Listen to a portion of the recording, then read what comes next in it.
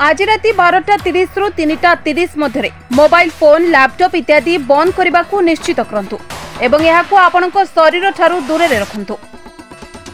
दयाकोरी आपण परिवार एवं सांग मानू जनातु। आज राति 12:30 रु 3:30 मध्य आम पृथ्वी सर्वाधिक विकिरणर सम्मुखीन हेब। पृथ्वी निकटरे ब्रह्मांड आलोक रश्मि अतिक्रम करिब। तेणु आपणकर फोन इत्यादि बंद करंतु एवं यहाकू आपणक शरीर दूर रखंतु कारण यह आमको विकिरणर क्षतिकारक प्रभाव पकाइब। आपण यहाकू गूगल एवं नासा एवं बीबीसी संवाद रे देखि परिबे। एही वार्ता अन्य लोकक सहित अंशीदार करंतु। आपण यहा करी अनेक जीवन रक्षा करि परिबे। तेबे एथिरे केते सत्यासत्य रहिछि तेबे ए संपर्क रे आलोचना पई आम सह फोन लाइन ने जोड़ी होइछंती पटाणी सामंत प्लानेटोरियम मुख्य शुभेन्दु पटनायक।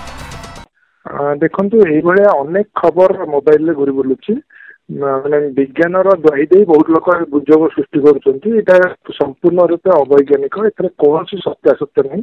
आम मोबाइल ये आसिक केवल 2-3 घंटा कौन गोटे क्षति घटाइब से संपूर्ण रूपे भूल खबर और मिथ्या खबर यहाँ संपूर्ण रूपे गुजब अटे एवं यहाँ कौन प्रकार विश्वास करने उचित नुहे।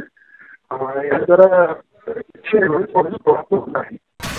Bureau report NNS Odia.